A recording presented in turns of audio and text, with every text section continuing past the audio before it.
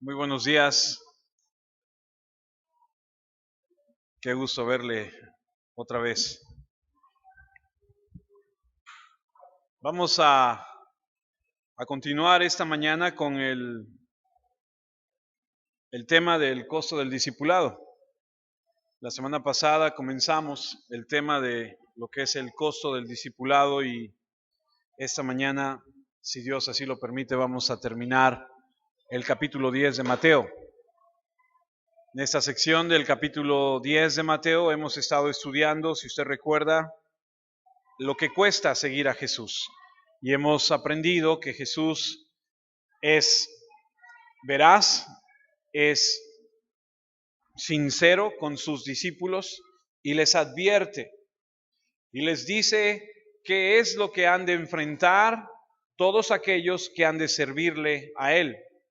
Y desarrolla el tema en el capítulo 10 y empieza después de llamarles y les dice el costo del discipulado. Y quisiera comenzar con una historia.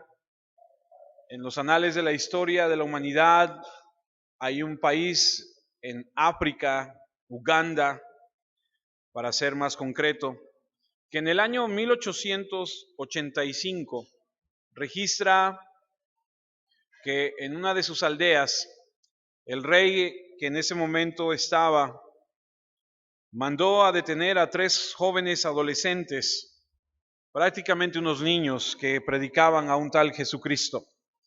El rey de Uganda les prohibió hablar de este Jesucristo y les dijo que no hablaran más de él. Los jóvenes eran 3, uno de 15 y el más joven de 11. Fueron llevados a la hoguera por órdenes del rey porque decidieron no dejar de hablar de Cristo.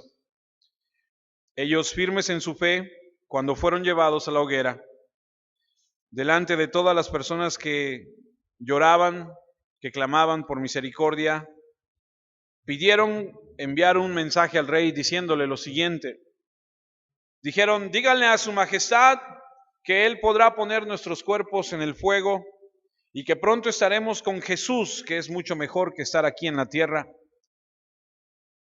Pero le pedimos que se arrepienta y cambie de opinión, o él entrará a un lugar de fuego eterno. Y de esta forma murieron. Hay un monumento, ahí en Uganda, a estos 3 niños. 2 años más tarde, cientos de mártires por todas las aldeas eran dados a la muerte porque no quisieron negar a Jesús. Pocos sabían leer, escribir, pocos eran teólogos, pero habían adquirido un significado a lo que es la vida. Habían conocido el amor de Jesucristo y habían aferrado sus vidas a ese amor y estaban dispuestos a renunciar a su vida misma por ese Jesús. Y a través de la historia hay incontables, innumerables hombres, mujeres que no les han importado lo hostil que puede llegar a ser este mundo con ellos, no les han importado el costo de su propia vida con tal de declarar a Jesús como su Señor. Es la marca de un verdadero discípulo. No necesariamente educado en teología, tal vez ni siquiera cristiano por mucho tiempo, pero no obstante dispuesto a confesar a Jesús delante de los hombres a cualquier costo. No importando lo que la gente piense, lo que la gente diga. Y ese es el tema del día de hoy. ¿Qué significa que tú confieses a Jesús como tu Señor y que Él a su vez, como dice en su palabra, un día te confiese delante de Dios Padre? Ese es el mensaje que debe ser predicado en todo lugar a donde se exalta a Jesucristo. Es un mensaje que necesariamente nos va a llevar a darnos cuenta, a hacer una inspección de nuestra vida. Si realmente estamos llevando el mensaje de Jesucristo, si realmente estamos confesando a Jesús como nuestro Señor, si realmente somos discípulos de Jesús como Él quiere que seamos.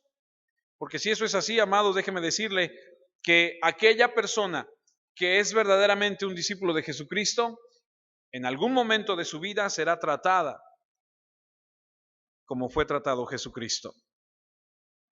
Significa que no podremos vivir de la manera que el mundo dice que vivamos, porque el discipulado, el seguir a Jesucristo implica identificarse con Él, con su persona y con su rechazo. La escritura que vamos a ver el día de hoy para comenzar es Filipenses. Filipenses capítulo 3. Pablo escribe a los Filipenses y en el capítulo 3, en el versículo 7, a continuación dice lo siguiente: pero cuántas cosas eran para mí ganancia, las he estimado como pérdida por amor de Cristo. Escrituras conocidas por muchos de nosotros. Pablo dice: pero cuantas cosas eran para mí ganancia, las he estimado como pérdida por amor de Cristo. Y ciertamente aún estimo todas las cosas como pérdida por la excelencia del conocimiento de Cristo Jesús mi Señor, por amor del cual lo he perdido todo y lo tengo por basura para ganar a Cristo. Versículo 9. Y ser hallado en Él, no teniendo mi propia justicia que es por la ley, sino la que es por la fe de Cristo, la justicia que es de Dios por la fe, a fin de conocerle y el poder de su resurrección y la participación de sus padecimientos, llegando a ser semejante a Él en su muerte. El apóstol Pablo escribe y dice: quiero ser identificado no solamente con su poder y su persona, pero también quiero ser identificado, si es necesario, con su dolor y su sufrimiento. Ese es un verdadero discípulo, ser como el Señor. Y si hemos de ser como el Señor, debemos entender que es probable que seamos tratados como el Señor fue tratado. Eso no quiere decir que constantemente o totalmente, pero la verdad es que sí hay persecución de los cristianos. La verdad es que sí hay persecución cuando tú declaras al Señor Jesucristo como tu Señor. Cuando tú te levantas y dices: Cristo es el Señor de mi vida, vas a tener confrontación. Porque, amados, muchos dicen ser cristianos, pero son pocos los que confrontan a este mundo como el Señor lo confrontó. Y no estoy hablando de salir a la calle y darle de bibliazos a la gente, pero estoy hablando de vivir una vida recta delante del mundo y de decir que lo que está mal y de hablar las cosas que son como son. El pecado es pecado y vivir como Dios quiere. Y la semana pasada comenzamos este tema de 5 marcas que distinguen a un verdadero discípulo de Jesús. Permítame recordarles Lucas 6:40. El libro de Lucas, en el capítulo 6, versículo 40, dice que el discípulo no es superior a su maestro, mas todo el que fuere perfeccionado será como su maestro. Entonces, la meta de todo discípulo de Jesús debe ser llegar a ser como su maestro. Primera de Juan. Acompáñeme a la primera de Juan, a la primera carta del apóstol Juan, en el capítulo 2. En esta carta, el apóstol Juan escribe en el capítulo 2, versículo 6, lo siguiente. Y escuche con atención: el que dice que permanece en él debe andar como él anduvo. El que dice que está en Jesús debe caminar, actuar, ser como él fue. Por eso es que la insistencia es tanta en que muchos son y pueden decir lo que quieran. Muchos pueden ostentar llevar el título de ser cristianos. Pero la Biblia dice que el que dice que permanece en él, que el Señor es el Señor de su vida, dice la Escritura, debe andar como Él anduvo. Debes manifestar en la forma en la que vives que Cristo es el Señor. Porque si tu vida no es congruente con lo que tú dices, o más bien lo que tú dices con lo que tú vives, puede ser que no lo seas. Ahora, no quiere decir que haya momentos donde no vamos a fallar, pero no es un patrón de comportamiento. Cristo no falló, pero nosotros sí, somos humanos. Aunque Él fue humano también, pero Él fue perfecto. Ser como Cristo es demostrar el amor por los perdidos, la compasión, pero también es odiar el pecado, aborrecer las obras de la carne, no dejarse llevar por las cosas de este mundo. Así que empezamos a ver la semana pasada 5 marcas acerca del verdadero discípulo. Y si me permite, les voy a recordar. Vimos 5 marcas y en la primera marca dijimos que un verdadero discípulo no teme al mundo. Y en ese primer punto, a donde aprendimos que el verdadero discípulo no teme al mundo, vimos 3 cosas muy interesantes. La primera de ellas es vindicación, la segunda es veneración y la tercera es valoración. Eso es lo que aprendimos la semana pasada. Un verdadero discípulo es aquel que no teme al mundo por 3 razones. Esas 3 razones son vindicación, veneración y valoración. Solo por ponerles un nombre. Las desarrollamos a través de los versículos 28. Mateo 10, 28 dice: y no temáis a los que matan el cuerpo, mas el alma no pueden matar. Temed más bien a aquel que puede destruir el alma y el cuerpo en el infierno. Y aprendimos que esta marca del discípulo de no temer al mundo es que nosotros debemos entender que Dios un momento en el futuro va a poner las cosas en su lugar, porque vindicación significa eso. Un día Dios vendrá y va a revelar todo lo que está escondido y va a dar las cosas como tiene que ser. No debemos temer al mundo porque tenemos una esperanza, porque tenemos y sabemos que las cosas no se van a quedar como están. En este mundo caído, en este mundo de pecado, Dios va a traer a este mundo su justicia y las cosas serán como tienen que ser. Así que debemos vivir con una perspectiva eterna, no temiendo lo que el mundo nos pueda hacer, porque en última instancia vamos a ser reivindicados. Y tenemos ese valor de saber que lo que sigue después de este mundo es eterno. Por eso el apóstol Pablo escribe en su primera carta, en el capítulo 1, los que tuvimos oportunidad de estar en el estudio de la primera carta de Pedro, recordaremos esto. Primera de Pedro, capítulo 1, versículos 3 en adelante, Pedro escribe a los hermanos que están sufriendo persecución, a los que han sido rechazados por sus propios familiares, por sus propios compatriotas, a los que la gente ya no les quiere hablar, a los que ya no quieren compartir con ellos, tal vez tenían negocios y ya no les quieren comprar y ya no quieren tener relación con ellos en ningún aspecto porque han cambiado su religión por este Cristo y han llevado sus vidas a otro nivel espiritual y han sido rechazados. Y Pedro escribe en la primera carta, en el capítulo 1, versículo 3, dice: bendito el Dios y Padre de nuestro Señor Jesucristo, que según su grande misericordia nos hizo renacer para una esperanza viva, por la resurrección de Jesucristo de los muertos. Y ahí va el versículo 4, para una herencia incorruptible,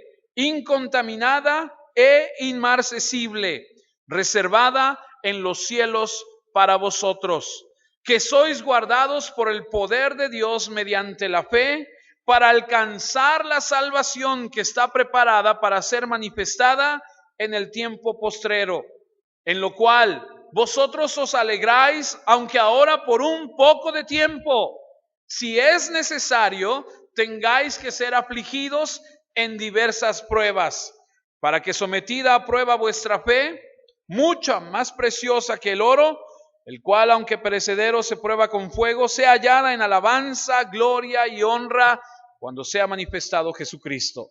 Pedro escribe a la iglesia que está siendo perseguida y le dice: ten ánimo, que lo que viene es mejor que esto. Ciertamente vas a sufrir por un tiempo, va a haber aflicción si es que es necesario, pero ten confianza que aquel que ha prometido cumplirá lo que ha prometido. Por eso nosotros no tememos al mundo. El mundo puede hacer muchas cosas en contra de nosotros, pero nuestra fe nos dice que después de esta vida hay una vida eterna.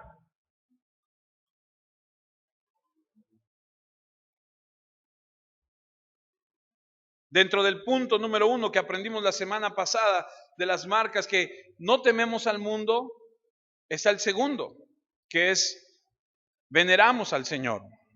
¿Por qué no tememos al mundo? Porque veneramos a Dios más que a los hombres. Y eso tiene que ver con los versículos 27 y 28. Permítame regresarme uno y continuar en el 28. Me regresé a Mateo 10. Lo que os digo en tinieblas, decidlo en la luz. Y lo que os oís al oído, proclamadlo desde las azoteas. Y no temáis a los que matan el cuerpo, mas el alma no pueden matar. Temed más bien a aquel que puede destruir el alma y el cuerpo en el infierno. No debemos temer a los hombres más que a Dios. Y cuando hablo de veneramos, estamos hablando de adoración, de darle el verdadero lugar a quien merece el verdadero lugar, que es nuestro Señor. Porque si realmente tememos a Dios, no temeremos a los hombres, porque ¿qué puede hacerte el hombre? ¿Matarte? Es lo más que puede hacer. Quitarte la vida es lo más que puede hacer. Debemos temer a aquel que puede destruir el alma y el cuerpo en el infierno, más que a los hombres.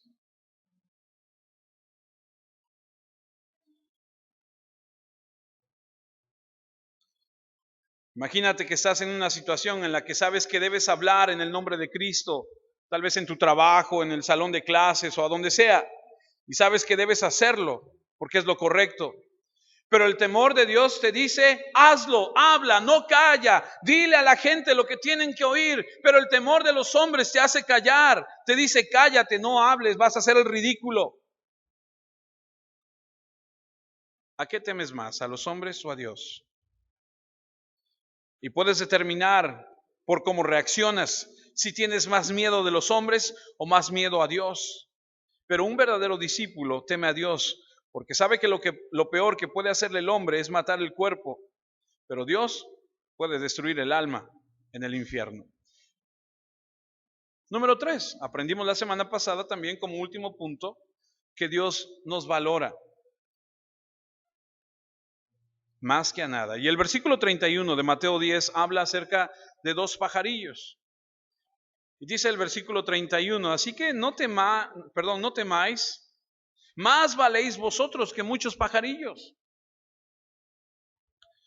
Y aprendimos que si Dios se preocupa por los gorriones, por los pajarillos, ¿no crees que va a tener cuidado de nosotros? Así que por un lado no debemos tener miedo. Por el otro lado no debemos, porque tenemos la vindicación. Dios nos ha prometido que va a reivindicarnos. Y esa es la promesa. Y por el otro lado no tenemos miedo a causa de que el Señor tiene el poder y debemos temerle a Él más que a los hombres. Pero también, porque Él tiene cuidado de nosotros, no debemos temer lo que el mundo pueda hacernos. Y esa es la verdadera marca de un discípulo. No teme al mundo. Va a ponerse de pie y hablar con valentía, a confrontar el mal, a confesar a Jesucristo. Y entonces entramos a la segunda marca del verdadero discípulo, que es del tema del día de hoy. La segunda marca de alguien que es un verdadero discípulo, confiesa a su Señor. Y tiene que ver con Mateo 10, 31, 32 y 33. Mateo 10, 32 y 33. Y ese es el tema de hoy a desarrollar. Mateo 10, 32 y 33 dice, a cualquiera pues que me confiese delante de los hombres, yo también le confesaré delante de mi Padre, que está en los cielos. Y luego inmediatamente después en el 33 dice, y a cualquiera que me niegue delante de los hombres, yo también le negaré delante de mi Padre que está en los cielos. Ese Jesús causa división es extra, es una anotación que se me fue ahí. Ese no es lo que dice la Escritura. Es hasta Jesús. Es un error mío, discúlpeme. Pensé que lo había borrado. Mateo 10 dice que en palabras de Jesús le dice a sus discípulos que está a punto de enviarlos y les dice, van a ser enviados como ovejas en medio de lobos, la gente va a reaccionar de tal forma, los van a azotar, les van a hacer, y el costo que tiene seguirme, servirme a mí es este, y les empieza a decir. Y llega el momento donde les dice, a cualquiera que hable de mí delante de los hombres, un día yo reconoceré a esa persona delante de mi Padre, y aquel que me niegue, yo lo negaré delante de mi Padre. Por eso es que Pablo escribe en Romanos capítulo 1, versículo 16 lo que escribe.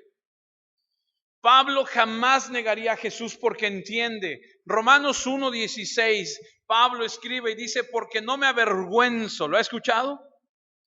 Porque no me avergüenzo del evangelio, porque es poder de Dios para salvación a todo aquel que cree. Al judío primeramente y también el griego. Y el verdadero corazón del discipulado es comprometerse a ser como Jesucristo. Y ser como Jesús significa ser tratado como Él fue tratado, y significa tener que enfrentarse a un mundo hostil y hacer frente sin temor, a estar dispuesto a confesarlo delante de los hombres. Y Él promete hacer lo mismo delante de su Padre. Porque la expresión a cualquiera que me confiese significa el que me reconoce, el que está de acuerdo conmigo, el que afirma, y la idea verbal es identificación.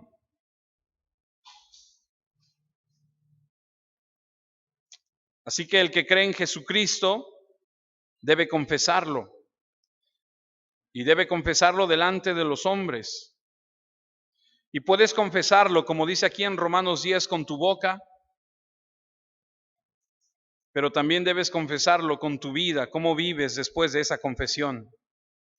Y debemos entender que Dios protegerá a los suyos y cuidará de nosotros. Él es el Dios de la tierra y no tenemos excusa para huir del deber que tenemos ante los hombres de declarar a Jesús. Porque en los buenos tiempos y en los tiempos de persecución y delante de cualquier hombre y delante de cualquier situación debemos confesar a Jesús. Así sea en un grupo neutral o delante de un grupo completamente hostil, un verdadero cristiano confiesa delante de los hombres.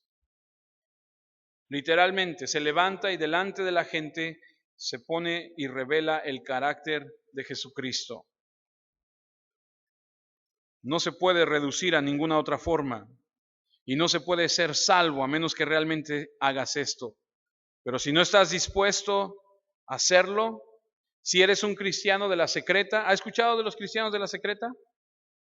¿De los cristianos que nadie sabe que son cristianos? A lo mejor son tan buenos que ni sabe usted que son cristianos, ¿verdad? Porque son de la secreta. Gente que no se atreve a confesar que es cristiano. He descubierto en mi vida que lo mejor que puede uno hacer, lo mejor que me ha resultado a mí hacer es que cuando llego a un lugar a donde voy, digamos un trabajo nuevo, cuando tengo la oportunidad, le digo a la gente que soy cristiano y que no solamente soy cristiano, sino que soy pastor. Eso me obliga a mí mismo a cuidar mis actitudes, a cuidar mis formas para con los demás. Porque si yo me oculto, si yo no le digo a la gente pensará que soy como cualquier otra persona. Y no quiero ser despectivo ni sonar mal. A lo que me refiero es que puedes mentir, puedes echar algún chascarrillo de esos que luego echa la gente que son elevados de tono, participar en conversaciones que no debes, y la gente no se va a asombrar, no va a tener ningún problema porque no sabe quién eres. Pero cuando tú llegas a un lugar y lo primero que dices, yo soy cristiano, yo creo en el Señor Jesucristo, Él es el Señor de mi vida, en automático la gente va a decir, este no fuma, no toma, no dice groserías, no miente, no, etcétera, ¿cierto? Y entonces la gente como que pone una barrera. ¿Qué es lo que quieres tú? Compartir con tu vida, con tu ejemplo. Declarar al Señor Jesucristo es eso y mucho más. Es predicarle a la gente de Él. Pero si no estás dispuesto a hacerlo y eres un cristiano de la secreta y nadie sabe, tal vez no hemos entendido de qué se trata. Porque creo que lo que se trata es de decirle al mundo que Jesucristo está vivo y que Él es el Salvador. Otra vez, regresándonos a Pablo, él escribe en Romanos. Pablo escribe en Romanos en el capítulo 10, una de las escrituras también muy conocidas por muchos de nosotros. Romanos capítulo 10, versículos 9 y 10, dice, que si confesares con tu boca que Jesús es el Señor y creyeres en tu corazón que Dios le levantó de los muertos, serás salvo. Porque con el corazón se cree para justicia, pero con la boca se confiesa para salvación. Porque con la boca se confiesa para salvación y con el corazón se verifica la salvación. Y esto, amados, no es una obra del hombre. Escuche lo que le voy a decir. Eso es una obra de Dios. En otras palabras, la obra de Dios que Él hace en el corazón del hombre hace que el hombre confiese con la boca. Porque no es hasta que la obra de Dios está hecha en el corazón que tú confiesas con tu boca que Jesús es el Señor de tu vida. Por lo tanto, la confesión debe ser obra de Dios. Porque, escuche, no se trata solamente de creer. ¿Ha visto usted gente, conoce usted gente que dice, yo creo en el Señor Jesucristo y su vida es totalmente contraria a lo que es seguir al Señor Jesucristo? ¿Acaso no dice la Biblia que los demonios creen y tiemblan? ¿Se trata solamente de creer en el Señor Jesucristo? ¿De confesarlo solamente? No. Se trata de verificar con el corazón esa confesión que tú has hecho. ¿Lo entiende? Porque no se trata de confesarlo solamente, sino de vivirlo. Porque de nada sirve, amados, que tú levantes tu mano en alguna reunión, pases por un pasillo, vengas al frente y hagas una confesión solamente y tu vida siga siendo exactamente la misma. No se trata de eso. Se trata de confesar con tu boca cuando has entendido lo que Dios ha hecho en tu vida y por ti, aquí en tu corazón. Así que el corazón cree, es a donde está la fe y confiesas lo que el Señor es para ti. Oh, cómo oré a Dios para que usted y yo podamos entender esto.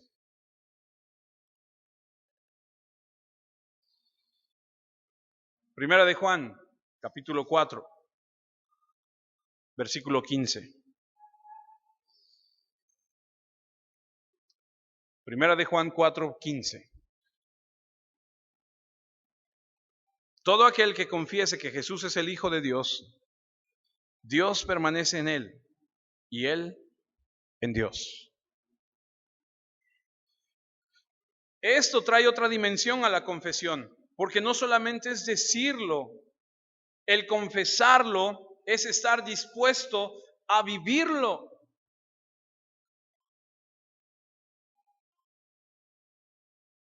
¿Cómo sabes cuando alguien es un verdadero cristiano? Lo confiesa con la boca, pero lo vive aquí en su corazón. Porque no se trata de que hagas una oración y ya te sellamos, ya. No, la verdad es que nosotros no conocemos el corazón. Quien conoce el corazón es Dios. Y respeto mucho a las personas que han hecho una oración delante de públicamente y entiendo que Dios hace la obra y puedo aceptar que tal vez esa persona está siendo genuina y está haciendo un cambio en su vida, decir, sí, Señor, te reconozco. Está bien, lo reconozco, lo acepto. No estoy diciendo que no. Lo que estoy diciendo es que no solamente se trata de confesarlo, sino de vivirlo.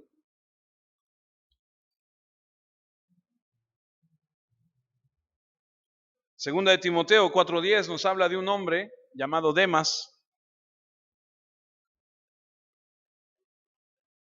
donde Pablo escribe y dice en segunda de Timoteo 4:10, porque Demas me ha desamparado amando a este mundo y se ha ido a Tesalónica. Crescente fue a Galacia y Tito a Dalmacia.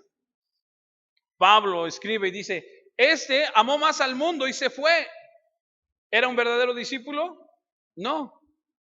Pudo haber confesado, pudo haber andado con Pablo, pudo haberse reunido con ellos, pudo haber estado ahí. ¿Era un verdadero discípulo? No. Se fue detrás del mundo. Cuando se puso difícil la cosa, tal vez se fue y los verdaderos discípulos confiesan al Señor ante cualquier situación. Habrá momentos, y lo reconozco, y creo que usted podrá estar de acuerdo conmigo, en donde hay momentos difíciles, a donde realmente hay cosas y situaciones difíciles y duras, a donde algunos de nosotros tal vez, como le ocurrió a Pedro, hemos negado al Señor. Porque Pedro negó al Señor, ¿cierto?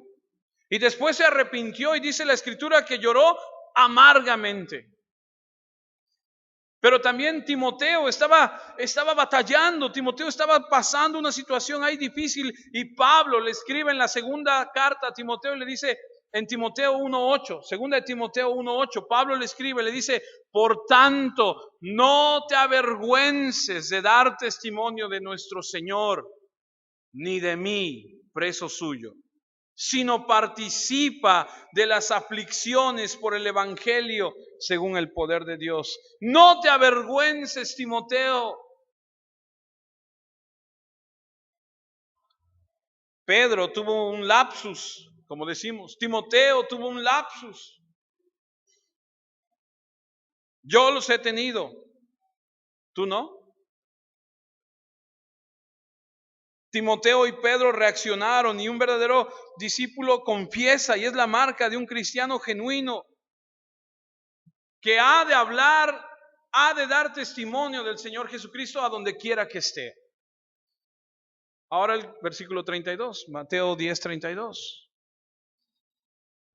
A cualquiera pues que me confiese delante de los hombres, yo también le confesaré delante de mi Padre que está en los cielos.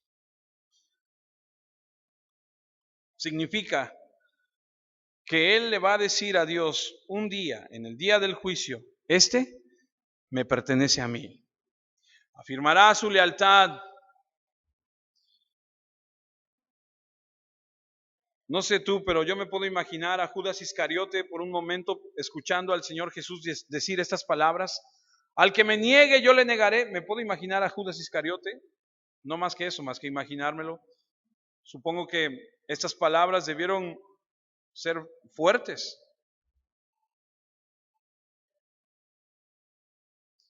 Habrá momentos en nuestras vidas, amados, en las que fallaremos, pero el patrón de nuestra vida será su voluntad y el deseo de ser como Él. Y cuando sea necesario ser tratado, perdóneme, como Él, que lo entendamos. Porque te puedes imaginar lo maravilloso que ha de ser un día cuando estemos delante de Él, que el Señor Jesucristo diga, Él, yo sé quién es, Él me pertenece a mí. La historia cuenta que Plinio, que es un gobernador de Bitinia en los tiempos de los romanos, le escribe al emperador y le dice, gobernador, al César, al emperador, perdón, le escribe y les dice, he tratado de erradicar a los cristianos con diferentes métodos, pero me doy cuenta que los verdaderos cristianos no lo niegan. No sirve hacerles absolutamente nada. Los verdaderos cristianos, dijeran mexicano, no se rajan. Les he inventado todo tipo de situaciones y no lo niegan. Y ahora me cae más el 20, perdónenme la expresión, de esa puerta estrecha de la que habla Jesús. A donde dice Jesús, es una puerta estrecha y el camino es angosto. Y no son muchos los que entran. El otro es amplio y espacioso. Y ese es reducido. Y el versículo 33 de Mateo 10 dice, y a cualquiera que me niegue delante de los hombres, yo también le negaré delante de mi Padre que está en los cielos. Y amados, Jesús causa división. Por eso no es de extrañarse que más adelante lo vamos a leer, dice que Él no ha venido a traer paz sino espada. Jesús causa división. Esto podría estar hablando de las personas que abiertamente niegan a Cristo de manera abierta, que no tienen nada que ver con Él, que no se identifican con Él, que lo desprecian, que lo odian, que blasfeman su nombre. Pero creo también que habla de aquellas personas que sabiendo guardan silencio y no dicen nada. Ya sabes, el cristiano secreto. También le podrán negar con sus acciones, simplemente viviendo la vida de manera como la vive el mundo, es negar a Cristo. Porque se puede negar con tus palabras y se puede negar con tus hechos. ¿Te acuerdas de aquella escritura que dice, muchos vendrán aquel día y dirán, Señor, en tu nombre? ¿Y qué les va a decir Jesús? No los conozco. ¿Por qué? Debido a que no lo confesaron a Él. como Él quiere. Lo que dices y lo que haces, confiesa al Señor como tu Salvador. Muy importante. Jesús causa división. Mateo 25, 34. Mateo 25, 34 habla de los tiempos en el futuro donde el rey, dice entonces el rey dirá a los de su derecha: venid, benditos de mi Padre, heredad del reino preparado para vosotros desde la fundación del mundo. Esos fueron los que le confesaron. A Él los reconoce. ¿Cómo lo hicieron? Con su boca, de acuerdo a Romanos 10. Delante de los hombres, de acuerdo a Mateo 10. Pero también hay otra forma de hacerlo y aquí está involucrado, versículo 34, ahí mismo donde estamos. Porque tuve hambre y me diste de comer, tuve sed y me diste de beber, fui forastero y me recogisteis, estuve desnudo y me cubristeis, enfermo y me visitasteis, en la cárcel y viniste a mí. Entonces los justos le responderán diciendo: Señor, ¿cuándo te vimos hambriento y te sustentamos, o sediento y te dimos de beber? ¿Y cuándo te vimos forastero y te recogimos, o desnudo y te cubrimos? ¿O cuándo te vimos enfermo o en la cárcel y vinimos a ti? Y respondiendo el rey les dirá: de cierto os digo que en cuanto lo hiciste a uno de estos mis hermanos más pequeños, a mí me lo hiciste. ¿Qué está diciendo? Que confiesas con tu boca que Cristo es el Señor, que lo confiesas delante de los hombres, no importando lo hostiles que sean, y muestras tu autenticidad. Y aquí que confiesas a Cristo con tus acciones delante del mundo, y manifiestas su amor, y muestras su amor. Encajas cuando te pareces a Cristo, tus acciones, porque Cristo tuvo compasión de la gente, y el sello distintivo del cristiano es ser como Cristo. Porque cuando no vemos el amor de Cristo, cuando no vemos las actitudes de Cristo, cuando las palabras que salen de nuestra boca no son las de Cristo, y simplemente podemos decir: no veo a Cristo en ti. Cuando el marido maltrata a la mujer le puede decir: oh, no veo a Cristo en ti, mi amor.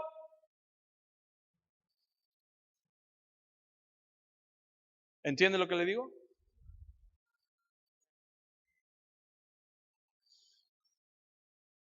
Luego hasta podemos llegar a decir: y eso que eres cristiano. Si no fueras cristiano, imagínate. Cristo veía a la multitud y lloraba por ella. Veía una injusticia y hacía algo. Veía a alguien con hambre y le daba de comer. Veía a alguien enfermo y quería tocarle y sanarle. Y debo confesar, yo soy el primero en admitir que me falta mucho, que no soy lo que debería de ser, que me falta mucho de Cristo en mí y que estoy trabajando en ello, pero también reconozco que Dios está obrando en mí y que hay un cambio y que está haciendo algo en mi vida. Espero que sea lo mismo en ti. La marca número 3 de un verdadero discípulo está, y esta está fuertísima. Sujétese, porque el verdadero discípulo estará dispuesto a abandonar a su familia. Dice el versículo 34 de Mateo 10. No pensáis que he venido a traer paz a la tierra. No he venido para traer paz, sino espada. Y esa es una declaración dramática, porque el mismo hecho de que algunos confiesan a Cristo y algunos niegan a Cristo indica que la venida de Jesús provoca división. Pero aquí, Él viene y dice: yo vine a traer espada y vine a traer división. Y esto no es nada nuevo. El libro de Miqueas, en el Antiguo Testamento. Miqueas, capítulo 7, versículo 6. Los que tienen su Biblia ahí electrónica es más fácil. Para los que no traen su Biblia, Miqueas, Antiguo Testamento. Capítulo 7, versículo 6. Dice lo siguiente: porque el Hijo deshonra al Padre La hija se levanta contra la madre, la nuera contra su suegra, y los enemigos del hombre son los de su casa.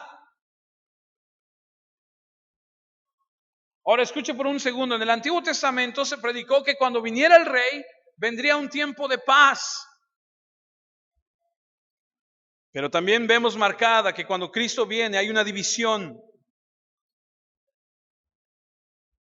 Algunos aceptarán y otros lo rechazarán.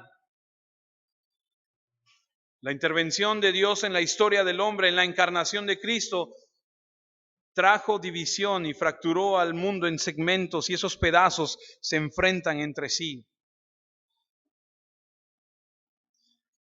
Porque no tengas ninguna ilusión de que saldrás de la iglesia, correrás a tu casa y dirás, he aceptado a Cristo como el Señor de mi vida, o a tu trabajo, o a tu escuela, y todo el mundo va a decir, ¡qué bueno, qué padre!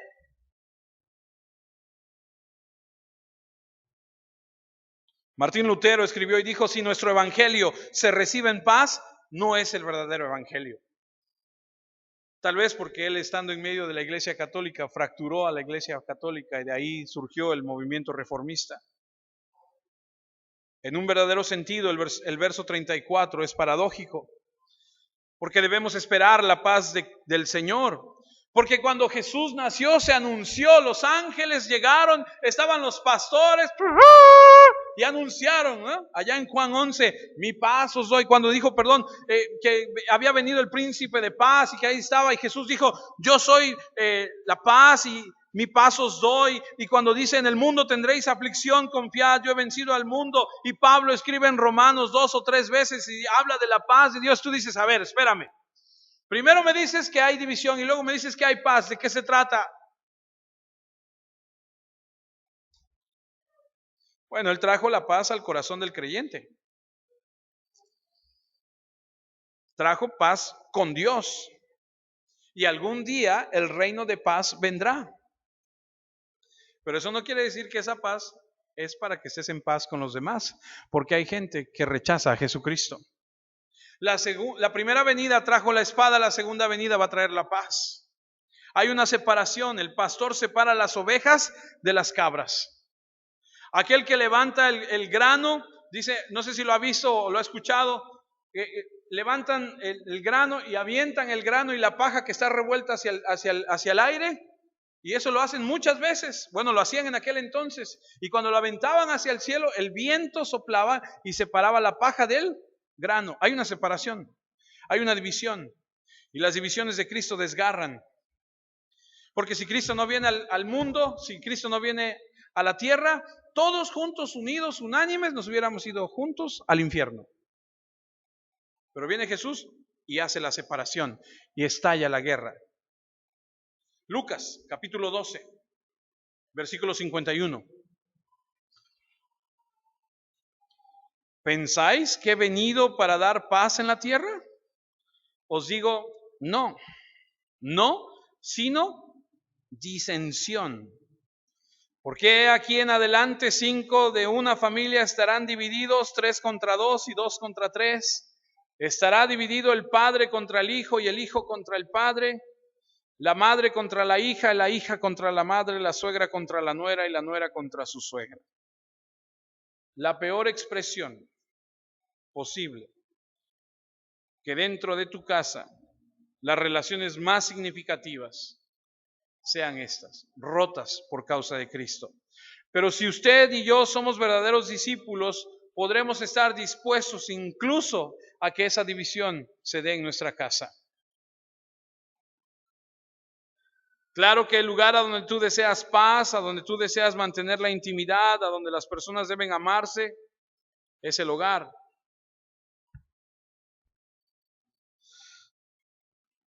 Pero es una verdad. Y es una verdad, es una realidad que creo que muchos de nosotros vivimos.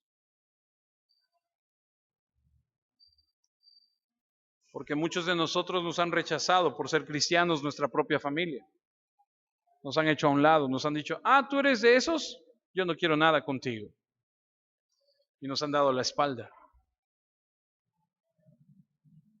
Usted no quiere estar en desacuerdo con ellos, pero la verdad es que cuando te comprometes con Cristo, cuando Él es el Señor de tu vida y se fractura esa relación, tú debes estar dispuesto a pagar el precio. Hablaba con un alumno hace unos días en la preparatoria y me decía, maestro, ¿qué? Él sabe que soy pastor y me dice, maestro, ¿por qué la Escritura habla del yugo desigual? ¿Qué tiene que ver eso? Dígame. Y le empecé a decir, ¿por qué? ¿Qué es lo que quiere saber? Me dice, es que el yugo desigual, ¿de qué trata? Le dije, bueno, primeramente es un mandamiento y el que está unido a una persona en yugo desigual está en desobediencia. Dije, en segundo lugar, tú debes entender que es por protección para tu propia vida. Porque de acuerdo a la historia y de acuerdo a lo que Dios quería para el pueblo, era que no se mezclara con otros porque los iban a llevar a otras deidades, a una adoración de dioses falsos. Empezamos a platicar y todo, y lo empecé a notar y me dice, dígame algo que no sepa. Y le dije, ¿estás enamorado? Y me dice, sí. Digo, ¿y la chica no es cristiana? Me dice, no.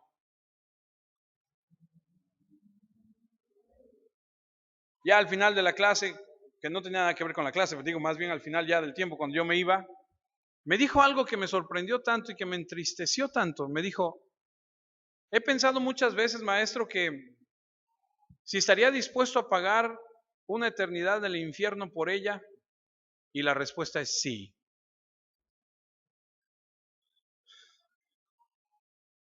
Y le dije, no sabes lo que dices.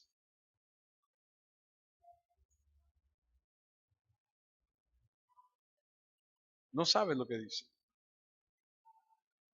¿A cuántos de nosotros nos ha pasado que llegamos a Cristo y hay una fractura, una división?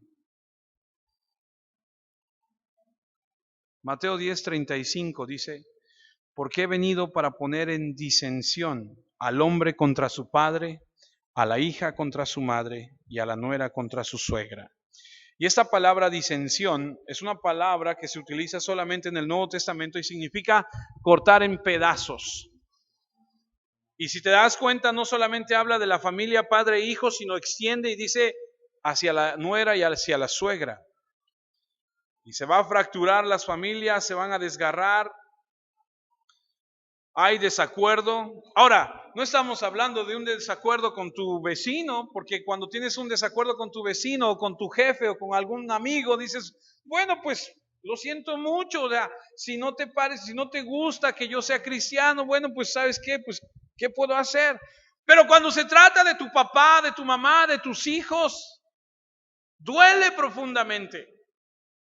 Pero un verdadero discípulo tiene que estar dispuesto aún a eso. Si me han de rechazar por seguir a Jesucristo, que así sea.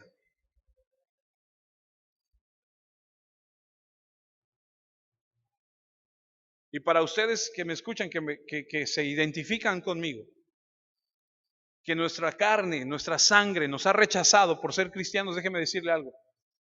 A lo mejor no tienes hermanos carnales, pero tienes hermanos espirituales.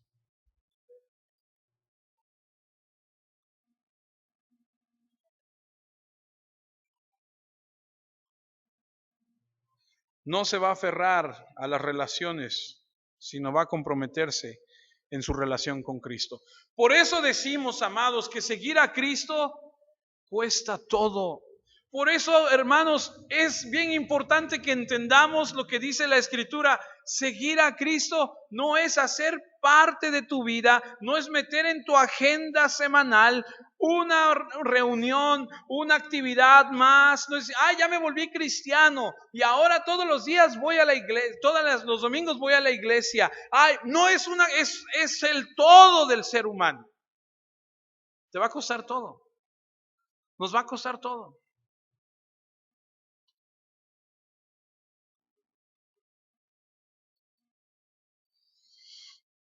Lucas 9, versículo 61.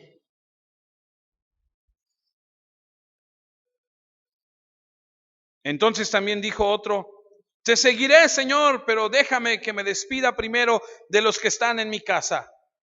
Y Jesús le dijo, ninguno que poniendo su mano en el arado mira hacia atrás es apto para el reino de Dios. Debido a que está demasiado apegado a su familia. Hay mujeres que no vienen a Cristo porque sus maridos No les permiten y tienen temor de separarse del marido. Más bien es temor a separarse del marido. Maridos que no van a Cristo porque temor de la separación de sus esposas. Jóvenes que no vienen a Cristo por temor a sus padres. Personas que no toman una posición por Cristo porque quieren mantener a la familia. Y Jesús dijo, el verdadero discípulo está dispuesto a abandonar a su familia. Caín y Abel tuvieron una discusión y hubo una separación en su familia. Trajo la espada y hubo división. Caín mató a su hermano Abel. No todo tiene que ser así, porque en algunos casos, bendito sea Dios, nuestros hijos, nuestros hermanos, nuestras esposas, gracias a Dios así, pero en algunos casos así es.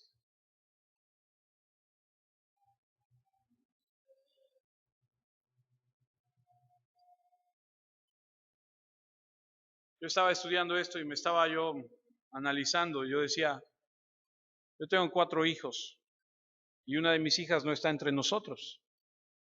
A lo mejor se ha preguntado, a lo mejor nunca se lo ha preguntado, pero una de mis hijas no está aquí con nosotros, no tiene que estar aquí con nosotros. Su esposo y ella decidieron ir a otra iglesia y digo, está bien. Estamos de alguna forma pendientes que asistan a la iglesia, que busquen al Señor, pero hay ya no es, ¿qué quiere uno? Paz y armonía. Uno quiere pues que, como la mamá pollito, ¿no? Quiere a todos sus pollitos aquí. Pero llega el momento donde no es así. Cristo trae división. Ahora, no estoy diciendo que nos peleamos ni nada, está bien, todo está bien. Ellos tienen sus razones y tienen sus motivos, está bien, pero que sigan al Señor. Primera de Corintios, Pablo escribe algo muy interesante acerca del tema, capítulo 7, versículos 13 al 15. Pablo escribe en Primera de Corintios 7, y si una mujer tiene un marido que no sea creyente, y él consiste en vivir con ella, Pablo escribe y le dice, no lo abandone. Y el 14, porque el marido incrédulo es santificado en la mujer y la mujer incrédula en el marido. Pues de otra manera vuestros hijos serían inmundos, mientras que ahora son santos. Ahora, este tema es un poco más profundo, no quiere decir que sean salvos, está hablando que participan de las bendiciones del Señor. El versículo 15, pero si el incrédulo se separa, dice Pablo, sepárese. Pues no está el hermano o la hermana sujeta a servidumbre en semejante caso, sino que a paz nos llamó Dios. Y vemos otra vez la separación. Si el incrédulo quiere separarse, déjalo ir. Hemos hablado con algunas personas y en algunas ocasiones ha sido el caso. Es que dice que si yo sigo en los caminos de Dios me va a abandonar. Y en algunos casos ha sucedido. Les han dejado. Y el verdadero discípulo debe estar dispuesto a separarse de la familia si así tiene que ser. Hacerse cristiano es afirmar su compromiso en el Señor al punto de abandonar todo. Por eso le digo, no se trata de caminar por un pasillo, levantar su mano y decir, Señor, te amo. Se trata de darse cuenta a través de la manifestación de la verdadera fe en un compromiso. Versículos 36 de Mateo 10.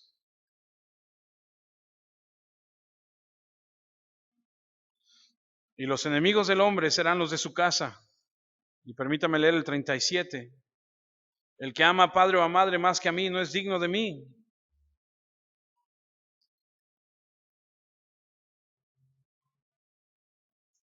El que ama a hijo o a hija más que a mí no es digno de mí. No se puede ser discípulo, es lo que está diciendo. No puedes recibir la salvación si tu familia significa más para ti que Él. Es algo serio. Pero a continuación lo que viene es todavía más serio. Porque a lo que viene en los siguientes versículos es la siguiente marca, es que responderemos al llamado. Porque estamos llamados a, bueno, más bien las marcas del discípulo es no temer al mundo, confesar a tu Señor, estar dispuesto a abandonar a tu familia. Y la siguiente es responder al llamado. Y el versículo 38 es ese que hemos escuchado también mucho, que dice, el que no toma su cruz y sigue en pos de mí, no es digno de mí. Y aquí el punto es la negación hasta el punto de la muerte. Un verdadero cristiano, un verdadero discípulo responde al llamado hasta ese punto. Ahora, amados, hemos escuchado mucho acerca de de toma tu cruz. Y mucha gente ha definido la cruz como, no, mi marido es mi cruz. Mi esposa es mi cruz. Mi hijo, mi suegra, mi vecino, mi jefe, qué sé yo. Pero no, esa no es la cruz. Van a tener que buscar otra definición para eso, pero esa no es su cruz. Cuando dijo, toma tu cruz, ellos sabían de qué estaba hablando. Y le voy a decir por qué sabían. Resulta que en aquel momento, si usted recuerda, los discípulos, a excepción de Judas Iscariote, este Iscariote nos dice de dónde es, de Iscar, de una ciudad. Los demás, todos eran de Galilea. Y en el tiempo de Jesús, un general romano llamado Varo fue enviado por el emperador a aplastar una rebelión de un tal Judas, no Iscariote, otro Judas, que se levanta en armas y que dice, vamos a derrocar a los romanos. Y entonces el emperador manda a Varo y le dice, ve y termina con la rebelión. Y para demostrar el punto, este general romano de nombre Varo mandó a crucificar a 2,000 judíos y los puso en el camino por todos lados, gente colgada, más bien crucificada. Y entonces cuando Jesús dice, toma tu cruz y sígueme, ellos inmediatamente dicen, es la muerte. Ellos saben, porque en ese tiempo, en ese momento, se sabe de qué se está hablando. No era nada nuevo para ellos. Ellos sabían que alguien que era crucificado padecía una muerte horrible. Imagínate 2,000 judíos. La cruz es un símbolo de muerte. Alguien me preguntó, ¿por qué la cruz? Porque la cruz nos recuerda dónde usted y yo tendríamos que estar. Porque la cruz es a donde tenemos que voltear nuestros ojos para recordar lo que nosotros teníamos que pagar y que Él, por su bendita gracia, pagó por nosotros. No es que vayamos a venerar esta cruz. Este es un pedazo de madera que podríamos utilizar como tablón. Pero lo que representa no nada más es el amor de Dios hacia nosotros, sino la maldad del hombre. Porque por la maldad del hombre, Cristo tuvo que morir. No es que veneremos la cruz, es para que no se nos olvide. Es para que le demos gracias al Señor por lo que Él hizo por nosotros. No es por otra cosa. Es también para distinguir este lugar. Porque cuando tú entras por ahí y ves una cruz, dices, esta es una iglesia. No es un salón de fiestas.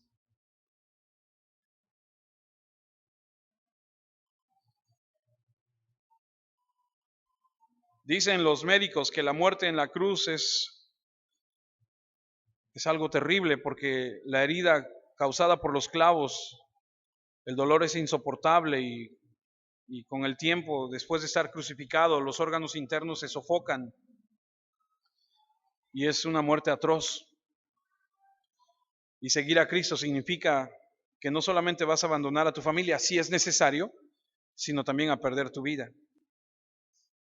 Ellos entendían lo que decía Jesús cuando dijo, tomen su cruz y síganme. Era incluso hasta pagar con su vida. Y yo te pregunto, ¿quién de los discípulos de Jesús murió en un palacio rodeado de comodidades? A todos los atravesaron, les cortaron la muerte difícil. Juan, exiliado allá en Patmos, en la isla. Versículo 39 de Mateo 10, el que haya su vida la perderá y el que pierde su vida por causa de mí la hallará.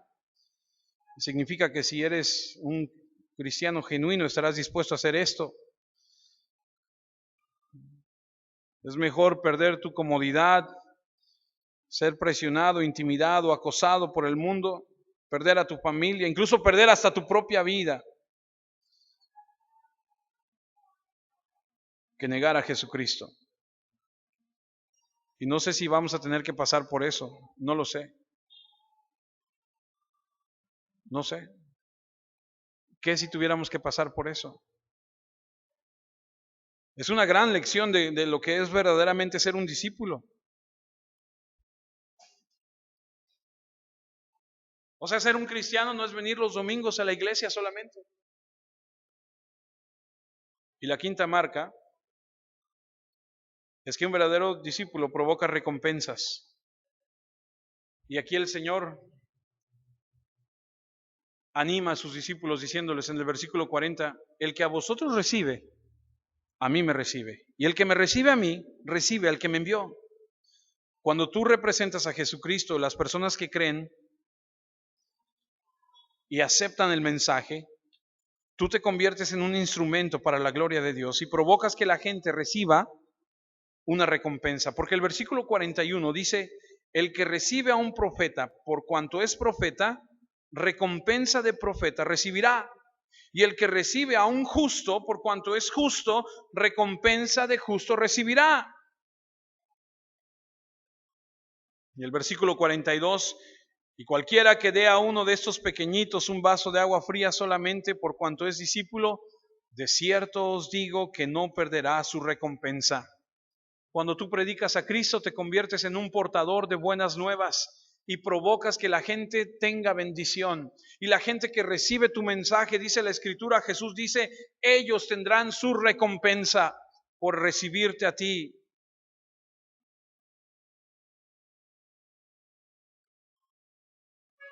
Qué impresionante.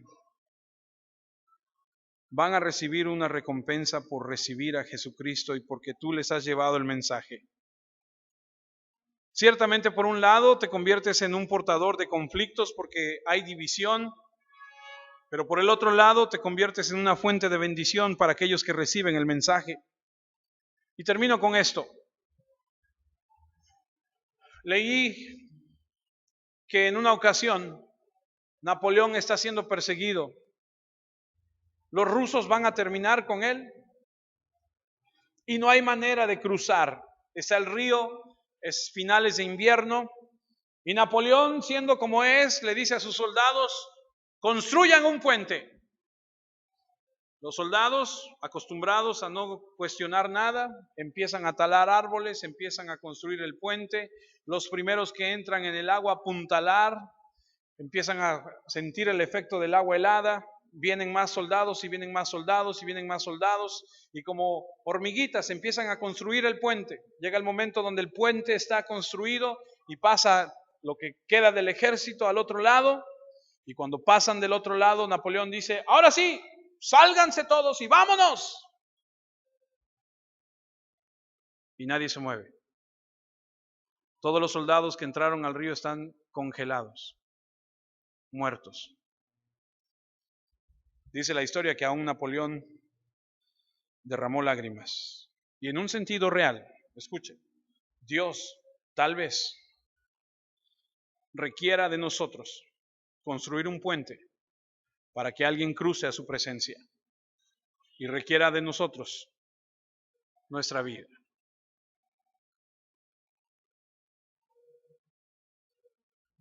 Hay que estar dispuesto a seguir a Cristo. Seguir a Cristo, hermanos, no es venir a la iglesia solamente. Ojalá podamos atesorarlo en nuestro corazón. La próxima semana, los discípulos de Juan el Bautista preguntarán, ¿eres tú o esperaremos a otro? El capítulo 11. Si Dios nos da vida, lo estudiaremos. Vamos a dar gracias.